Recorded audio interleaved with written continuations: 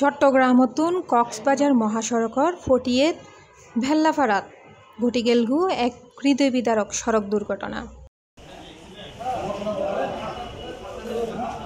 সেপ্টেম্বরের 18 তারিখ বেলা 11:30টায় নিয়ন্ত্রণ হারায় এক মিনিবাসর চাপাই ঝরি যায়গুই এক পথচারীর প্রাণ।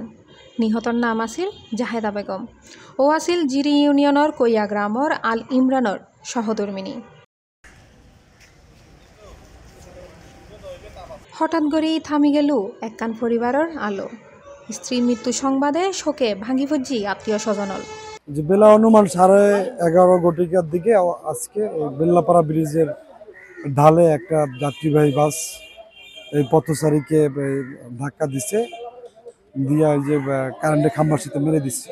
তো ওখানে ঘটনাস্থলে যে পথচারী মহিলা উনি মারা গেছে, বাসের যাত্রী কয়েকজন সাধারণ জখমপ্রাপ্ত হয়েছে। প্রথমে তো মহিলার লাশ আইডেন্টিফাই করা যাচ্ছিল না, পরবর্তীতে আইডেন্টিফাই করা সম্ভব হয়েছে।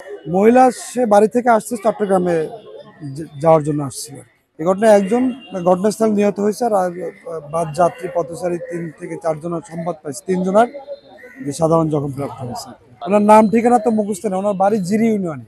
এই দুর্ঘটনায় আহত আরও 3 জন। ইতাহার উদ্ধার করে হাসপাতালত ভর্তি করা প্রত্যক্ষদর্শী হলে জানাই বাসর ব্রেক ফেলনে এই মর্মান্তিক ঘটনাগান ঘটে।